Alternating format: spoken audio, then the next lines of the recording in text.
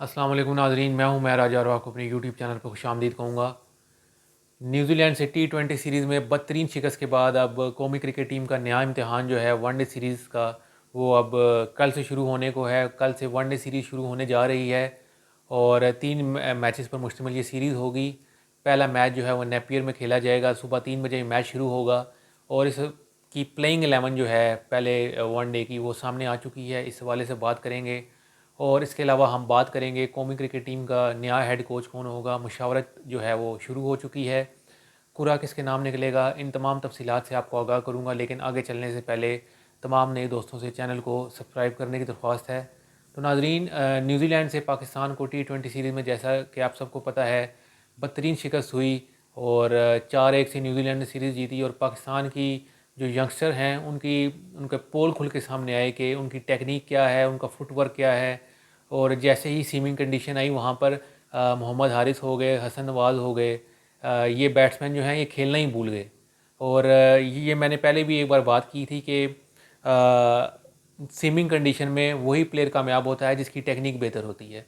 तो आपने देखा होगा कि पाकिस्तानी क्रिकेट टीम का जो इस पूरी सीरीज़ में कामयाब बैट्समैन था वो आगा सलमान था, सलमान अली आगा था, क्योंकि उसकी टेक्निक ठीक है और सीमिंग कंडीशन में वही प्लेयर चल सकता है, वही प्लेयर लंबी इनिंग्स खेल सकता है। जैसे बाबर आजम का भी मैं बात करना चाहूँगा। बाबर आजम का रिकॉर्ड जो है वो न्यूजीलैंड में बहुत अच्छा रहा है माजी में, और इसी तरह के प्लेयर जो हैं वो हमेशा कामयाब होते हैं सीमिंग कंडीशन में जिनकी टेक्निक बेहतर होती है। और बाकी प्लेयर्स की मैं बात करूँगा जो हमारे यंगस्टर्स हैं, इन्हें भी बहुत कुछ सीखने की ज़रूरत है। लेकिन मैं ये भी कहना चाहूँगा कि इन्हें चांस देना चाहिए। जब तक इन्हें चांस नहीं देंगे, 1-2 सीरीज़ और मज़ीद आप नहीं खिलाएंगे, तो तब तक आपको इनके सही पोटेंशियल का अंदाज़ा नहीं होगा। तो इन्हें चांस मिलना चाहिए। और अब T20 के मुकाबले में जो पाकिस्तान का वनडे स्क्वाड है वो कंपैरेटिवली जो है वो एक्सपीरियंस प्लेयर हैं और मतलब पूरी पाकिस्तान की जो स्ट्रेंथ है वो इसमें शामिल है। और पाकिस्तान का जो स्क्वाड है उसमें मोहम्मद रिजवान और बाबर आजम की वापसी हुई है और अब्दुल्ला शफीक वापस आए हैं, इमामुल हक वापस आए हैं। तो पाकिस्तान की बैटिंग में जो है वो काफ़ी स्ट्रॉन्ग लग रही है। अब हमने देखना ये है कि कल आया क्या होता है कि अगर सीमिंग कंडीशन हुई तो पाकिस्तान की बैटिंग कैसे परफॉर्म करेगी, क्या वही नतीजा निकलेगा जो T20 वाला था या कुछ बेहतर परफॉर्मेंस हमें नज़र आएगी। और पाकिस्तान क्रिकेट टीम की जी जो प्लेइंग 11 है वो सामने आई है और प्लेइंग 11 में कौन कौन होगा वो मैं आपको बता देता हूँ कि पाकिस्तानी क्रिकेट टीम की जो ओपनिंग है वो इमामुल हक और अब्दुल्ला शफीक करेंगे। उसके बाद वन डाउन बाबर आजम आएंगे। बाबर आजम ट्राई सीरीज़ और चैम्पियंस ट्रॉफी के बाद पहली बार जो है वो अपनी पुरानी पोजीशन यानी वन डाउन पोजीशन पर जाएंगे, जो उनके लिए उनकी बेस्ट पोजीशन है। वन डे कभी भी वो एज एन ओपनर जो है उन्हें ट्राई नहीं करना चाहिए था चैम्पियन ट्रॉफी में भी, लेकिन अब चले माजी की बात है तो अब वो वापस अपनी पोजीशन पे जा रहे हैं, वन डाउन पर आएंगे। और इसके अलावा उसके बाद मोहम्मद रिजवान हैं, सलमान अली आगा हैं। अच्छा, इसके बाद उस्मान खान हैं। उस्मान खान की मैं बात करना चाहूँगा। उस्मान खान को T20 में शामिल किया गया था और सिर्फ आखिरी मैच उन्हें खिलाया गया और अब उन्हें वनडे स्क्वाड में शामिल किया गया है, ये अचानक फ़ैसला किया गया है। तो मैं ये बात करना चाहूँगा कि मोहम्मद उस्मान खान को चैम्पियंस ट्रॉफी में भी आपने टीम के साथ रखा, ट्राई सीरीज़ में भी रखा, उन्हें कोई मैच नहीं खिलाया और यहाँ पे भी आपने 4 मैच उन्हें बाहर बिठा कर रखा और अब 5वें मैच में उन्हें चांस दिया। ऐसे प्लेयर को आपने क्या करना है जब आपने उसे खिलाना ही नहीं है, आप उसे टूर करवा रहे हैं, टीम के साथ रख रहे हैं, लेकिन आप उसे खिला नहीं रहे। अगर आपने साथ रखना है तो उसे खिलाएं भी एटलीस्ट। तो अब कल जो है चांसेस यही हैं ज़्यादातर कि उस्मान खान जो हैं वो खेलेंगे पाकिस्तान के की तरफ से। और उस्मान खान के बाद आ जाएंगे जी खुशदिल शाह। खुशदिल शाह के बाद हैं नसीम शाह। नसीम शाह के अलावा होंगे हारिस रऊफ़। हारिस रऊफ़ भी पहले वनडे स्क्वाड में शामिल नहीं थे, लेकिन उनकी T20 में परफॉर्मेंस दे के उन्हें शामिल किया गया है वनडे में। और इसके अलावा मोहम्मद वसीम जूनियर होंगे और सुफियान मुकीम के चांसेस हैं कि वो टीम में शामिल होंगे। मैं ये बात करना चाहूँगा यहाँ पर सुफियान मुकीम की कि आपने 5वें T20 में सुफियान मुकीम की बॉलिंग देखी होगी, जिस तरह से उन्होंने बॉलिंग की है। 2 ओवर में 6 रन दिए और 2 विकेटें हासिल की। न्यूजीलैंड के प्लेयर्स को सुफियान मुकीम की समझ ही नहीं आ रही थी। अगर ऐसा कहा जाए कि उन्हें क्लूलेस थे न्यूजीलैंड के बैट्समैन उनकी बॉलिंग के आगे, तो ये कहना गलत नहीं होगा।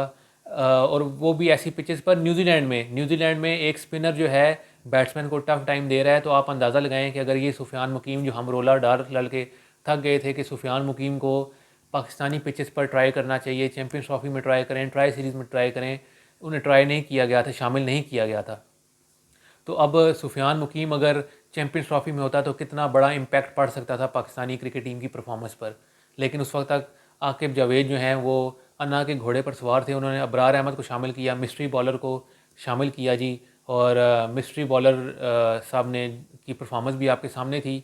और मैं ये भी बात करना चाहूँगा कि एक टाइम पर अगर ये सुफियान मुकीम पाकिस्तानी टीम में शामिल होते तो न्यूजीलैंड के से जो पाकिस्तान का चैम्पियंस ट्रॉफी में मैच है वो पाकिस्तान यकीनन, मेरी नज़र में जिस तरह की मैंने बॉलिंग परफॉर्मेंस देखी है सुफियान मुकीम की पहले 5वीं T20 में, तो ये न्यूजीलैंड के बैट्समैन जो हैं वो उन्हें बिल्कुल भी समझ ना पाते। तो पाकिस्तान के पास चांस था कि चैम्पियंस ट्रॉफी का पहला मैच एटलीस्ट पाकिस्तान जीत सकता था अगर आपके पास अच्छे क्वालिटी स्पिनर्स होते।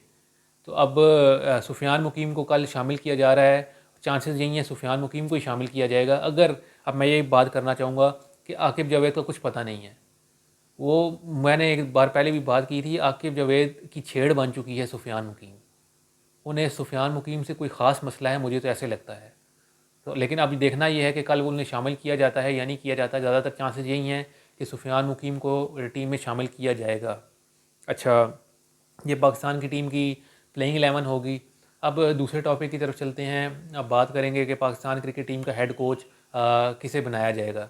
तो देखें, जेसन गिलेस्पी और गैरी कर्स्टन जो हैं, गैरी कर्स्टन वनडे और वाइट बॉल, और जेसन गिलेस्पी जो हैं वो रेड बॉल के पाकिस्तान के कोचेस से एक टाइम पे आकिब जावेद साहब से पहले। और मैं ये बात करना चाहूँगा कि पाकिस्तान ने अपना बहुत बड़ा नुकसान किया है इन दोनों को फारिग करके, इन दोनों को जाने देकर। इन दोनों ने खुद ही इस्तीफ़ा दिया, लेकिन PCB ने ऐसे रीज़न बनाए कि वो उनका यहाँ पर स्टे करना मुश्किल हो गया। जेसन गिलेस्पी ने तो आकिब जावेद पर इल्ज़ाम लगाया है कि वो साजिशें कर रहे थे हमारे ख़िलाफ़ और ख़ुद बनना चाह रहे थे। तो मैं ये बात करना चाहूँगा कि अगर गलती से गैरी कर्स्टन और जेसन गिलेस्पी ने पाकिस्तानी क्रिकेट टीम की कोचिंग के लिए हामी भर ली थी और वो पाकिस्तान क्रिकेट टीम के कोच बन गए थे, तो एटलीस्ट उन्हें 2 साल देने चाहिए थे।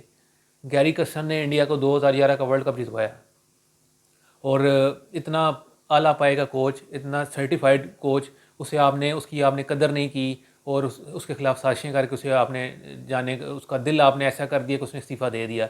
इसी तरह जेसन गिलेस्पी भी बेहतरीन कोच हैं और हमने उनके साथ क्या किया।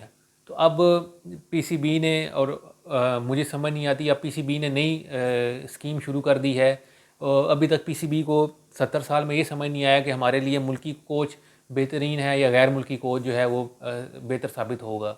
अब आकिब जावेद के एक्सपीरियंस के बाद अब जो मुशावरत हो रही है वो फिर ये मुशावरत हो रही है कि गैर मुल्की कोच को शामिल किया जाए, कि उसकी खिदमात हासिल की जाएँ। तो अब मैं इस क्रिकेट टीम का, फिर आप मुझे बताएं क्या बनेगा जिसका क्रिकेट बोर्ड जो है वो इतना कन्फ्यूजन का शिकार है कि उसे समझ ही नहीं आ रही, इतना कंफ्यूज है कि समझ ही नहीं आती कि मुल्की कोच रखना है, गैर मुल्की कोच रखना है। जो अभी तक यही तय नहीं कर पा रहे, तो आगे इसके बारे में क्या मज़ीद कह सकते हैं।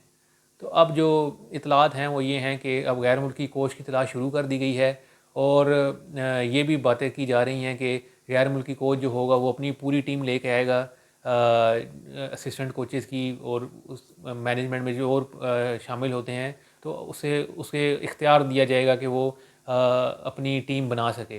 तो अब देखते हैं कि इन बातों पर कितना अमल होता है, और कौन सा जो गैर मुल्की कोच है वो पाकिस्तानी क्रिकेट टीम की कोचिंग के लिए हामी भरता है, और आया कोई हामी भरता भी है या नहीं, अभी तो ये भी देखना होगा। तो कि गैरी कर्स्टन और जेसन गिलेस्पी के एपिसोड के बाद कि कोई हामी भरता भी है या नहीं। तो अब देखते हैं कि ये कुरा किसके नाम निकलता है। कल फिर हाजिर होऊंगा। अल्लाह हाफिज़।